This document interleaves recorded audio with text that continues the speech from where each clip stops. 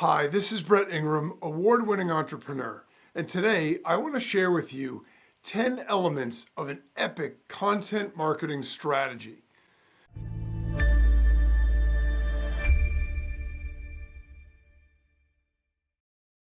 Content marketing is an interesting thing because it used to be a novel approach that people could use if they had a lot of time but didn't have a lot of money. If they had a message to share and they didn't want to spend money on advertising and things like that, you could create content that you thought had value to your audience and essentially put it out there. And the idea was you could generate a following by doing that and get some distribution about your products, your services, your message, your branding, everything else. And it used to be one strategy on a hub and spoke of a lot of different strategies, and it was one that was deprioritized to a lot of the other ones. The interesting thing is content marketing has actually now, in my opinion, become probably the most single important marketing strategy we can use, particularly if we're doing things in the digital space. Because nowadays, the marketplace is so crowded. Not only are all the other promotion methods super mature and either saturated or at a point of very high competition, ads you used to be able to buy for cheap. And so even if you didn't have optimized sales funnels on the back end, you could still potentially make sales and profit. Now it's at a point where if you don't have a very sophisticated back end with very high end, high ticket average customer value, you're going to struggle because some people do. And so they're going to be willing to spend more on the ads to get the prime spots and prime keywords. Same issue with SEO. As good as SEO is, again, any of the keywords that are valuable are already so overrun with competition that it takes a really long time from an SEO standpoint to be able to really make some traction there. And every other marketing method is in a similar situation. I'm not suggesting they don't work, they absolutely do. But actually, as it's come down to it, if we have a unique message, if we have a unique angle, if we have a unique product, content marketing now is actually the best, easiest, and most effective way that we can actually market it. Because one of the really sneaky, effective elements of content marketing is that once we've started to develop a brand, all of the other advertising avenues now and marketing avenues now become that much more effective. So now we can afford to play in all those other arenas as well. But it starts with content marketing. So in my opinion, it's actually the most important marketing method out there right now in terms of starting or trying to build or establish a brand. And so I want to talk for a little bit about how to do it, because there's also a lot of misinformation and a lot of misconceptions about what content marketing is and how we should actually approach it. So the best content marketing strategies focus on creating and distributing valuable, relevant, and consistent content. So that's really important. First of all, the content that we put out there has to be valuable. And by valuable, I mean to our audience. So whatever that is, I mean, it could be humorous, it could be educational, it could be informational, whatever. But whatever our audience values is all that matters. There's some content marketers, for lack of a better term, that when I see what they produce, I think to myself, this isn't even good. And yet they're very successful. Because the fact of the matter is, it isn't whether or not I think it's good if I'm not in their target market. It's whether or not their target market thinks it's good. And that's all that matters. If you have a message, if you have content that resonates with your audience and they will engage with it, it's all that matters. So that's how we're going to define valuable. Relevant obviously makes sense because it has to be something that they care about. The best content in the world, if your market doesn't care about it, doesn't really matter. I could create some great content on astrophysics, but if I'm in the business market, that isn't really going to do me a lot of good because the business people aren't going to be interested in that. And the third element of that, of course, is consistency. And this is really important, and this is where a lot of people fall down. The idea is some people understand what needs to be done with content marketing, and they start off with a good idea, and they start off with their great intentions, but they start to make a little bit of content and then they give up too quickly because it doesn't get instant results. It's anything else. It takes a long time to get the train moving forward. But once you do, it will grow momentum by itself. But you have to be willing to put in all that other stuff up front in order for it to work. Otherwise, it's never going to get to a point of critical mass where it grows. And the idea of all those things, the valuable, relevant, consistent content, is to attract and retain a clearly defined audience, right? So whatever audience we want to reach, that's the audience that we're creating content for. And the idea is we want to bring them in. We want to engage them. We want them to be interested and follow us and engage with all of our content. So the ultimate goal is to drive profitable customer action. So once we've established a relationship with people, then it's a lot easier to make recommendations and have people trust that and everything else. Think about it. If somebody walked up to you off the street and said, hey, there's this great restaurant, why don't you go try it? You might not, but you wouldn't really care about what they think because you don't know them. If one of your good friends or someone you really trust said to you, this is a great restaurant, you'd be much more likely to try it. Same idea applies. With old school marketing, to get to that level of customer engagement where we had a relationship, it was very expensive. We had to either keep sending out direct mail pieces or telemarketing or ads and ads, which gets very expensive. And with content marketing, the brilliant part about it is it's ultimately cheap or even free if you're doing the work yourself. So let's talk about some key strategies because there's really 10 elements that sort of go into this. The more of these you hit, you don't have to do all 10, but the more of these 10 that you hit, the more explosive the growth will be, the more effective the overall results will be, the faster you can grow, and the greater brand loyalty you can build. The first, and this is the most important to start off, is to understand your audience. We have to understand who we are actually trying to create content for, who we're trying to attract to us, because if we don't know that, then the problem is, how are we ever going to do it? Now, this is pretty easy if you have a product, right? If you have a product about whatever it is, like how to fly fish, then you already know that your market is going to be people that are fly fishing or people interested in that. But if you don't have a product yet, it's still not too late to start, not too early to start content marketing. In fact, I would argue you're smarter to do the content marketing first, develop the following, and then create your products anyway, based on what your audience tells you they want. But regardless, we need to develop buyer personas so we understand their needs, challenges, and behavior of our target audience. So instead of just thinking of our target audience as this sort of amorphous blob of like people, we want to try to drill down and think about what an actual person, Mary Sue or John or whatever, in our audience actually looks like, how they go about their day-to-day business, what they think about, what gets them scared, what gets them motivated, what gets them excited, what their fears and dreams are.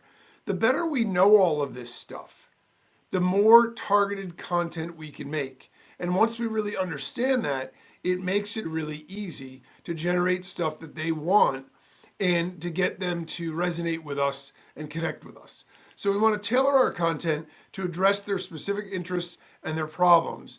And we want to get as clear as we can on who they are. If we don't know that off the bat, that's okay.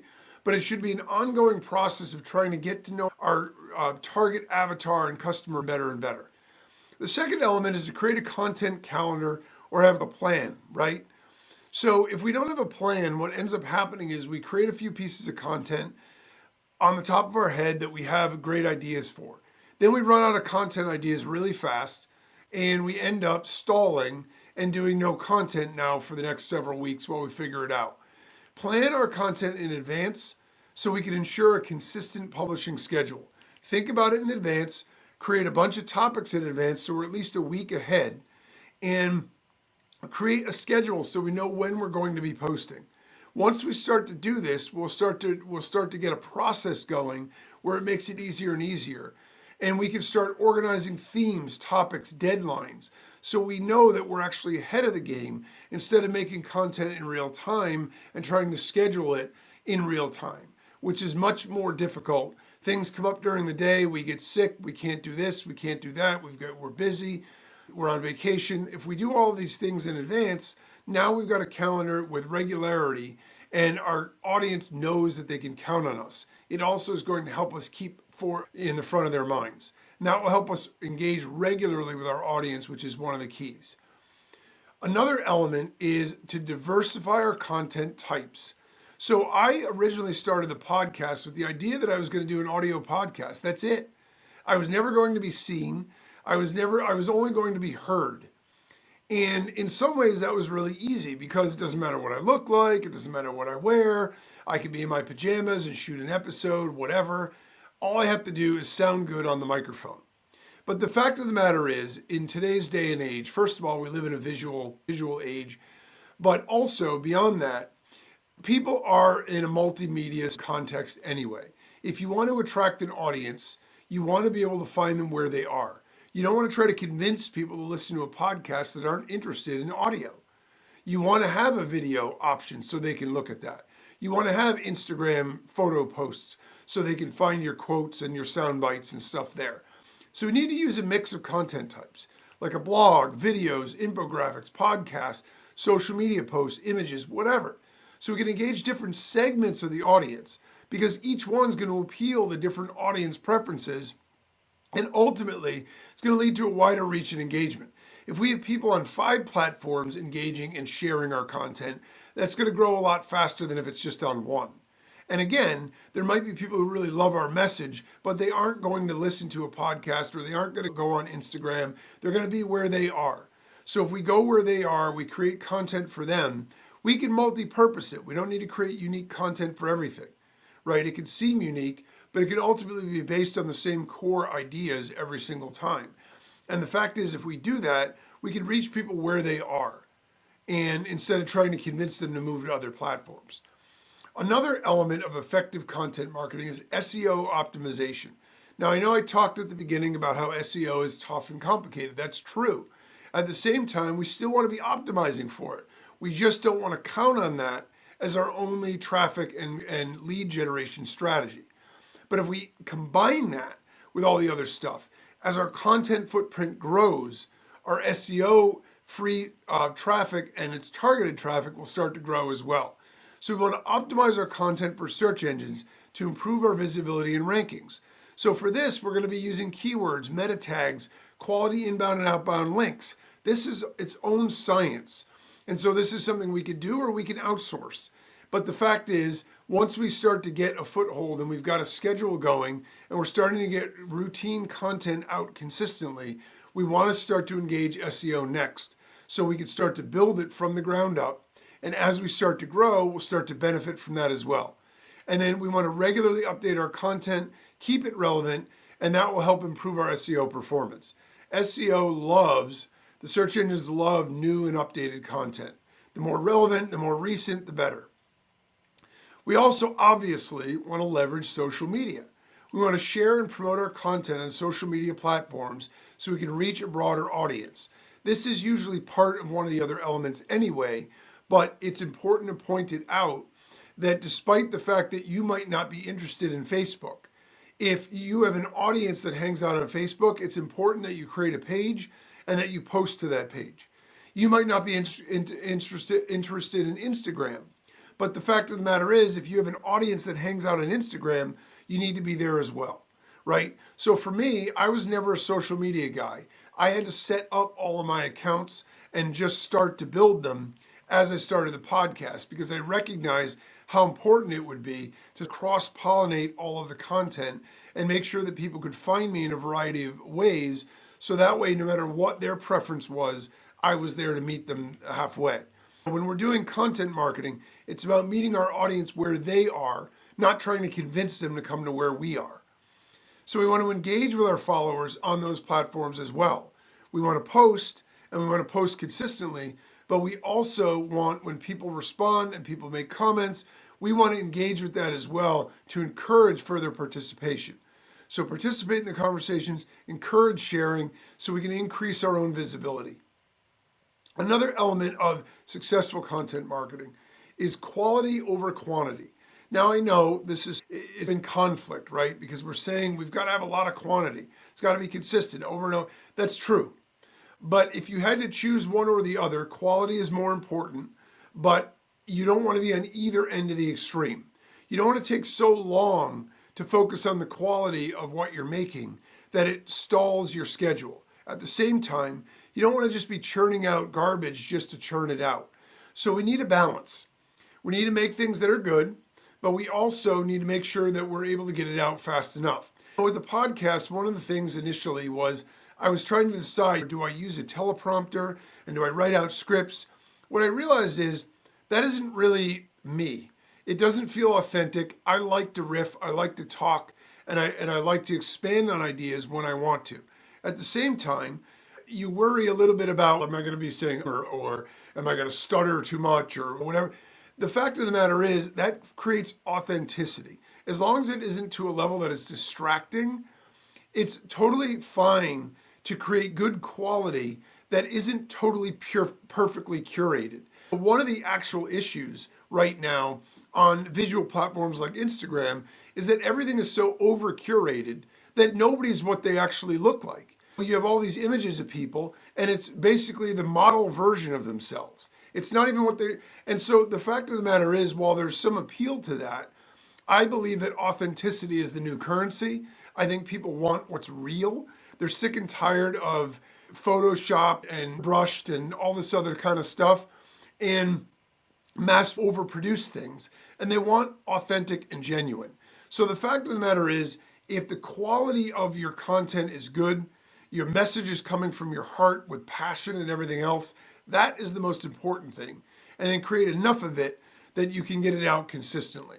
High quality, informative, engaging, entertaining, educational, whatever content, rather than mass producing low quality pieces. Don't use AI to churn out a bunch of stuff for you and just post it up there. There's nothing about that is unique to you or individual. So the challenge with that is, yeah, you're going to be able to get a lot of content out. But the fact of the matter is, it doesn't make you unique. So how is it going to bond anybody to you? So quality content can establish your brand as a thought leader and can build trust with your audience. And that's ultimately what we want to do. Another key element of content marketing, and this is really important and something that's often overlooked, is to use analytics. We actually have to measure the performance of our content through analytics tools. We want to watch, and we don't need to micromanage this in the beginning. In the beginning, it's about getting enough of it out there. Once we start to have enough content out there in a variety of different things, we want to go through and we want to look at what is resonating, what's getting the engagement, what's getting the most views, shares, comments, likes, and focus on creating more and more of that kind of content. The stuff that gets crickets when we post it, we can steer away from that content. Our audience will tell us and help us fine tune what it is that they want from us. And if we just pay attention and we follow that, then we can get closer and closer to where we need to be. So we want to track our metrics like page views, shares, time on the page, conversion rates, clicks, whatever, any kind of engagement statistics. So we can understand what works and what doesn't and adjust our strategy accordingly. I try a bunch of different things. Some goes really well, some doesn't, that's okay. Another really effective and important element of content marketing is storytelling. We all love stories.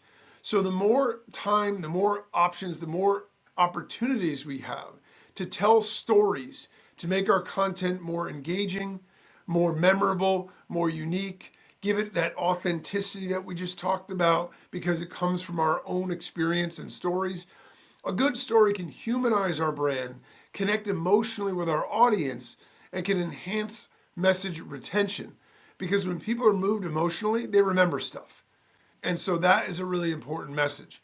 Then another element of content marketing that's really important, that's often overlooked, is email marketing. We want to integrate email marketing into what we're doing because what it does is it closes the loop.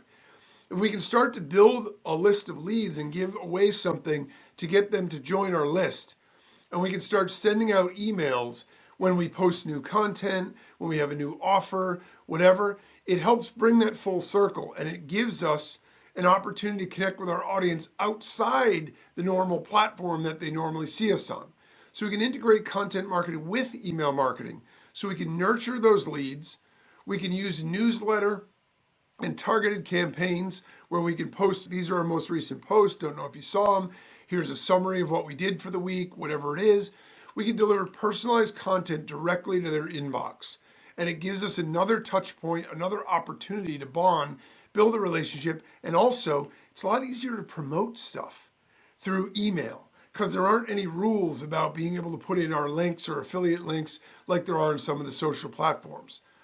And then we want an element that brings this all together is focus on continuous improvement. We want to regularly review and update our content marketing strategy based on performance data and changing market trends.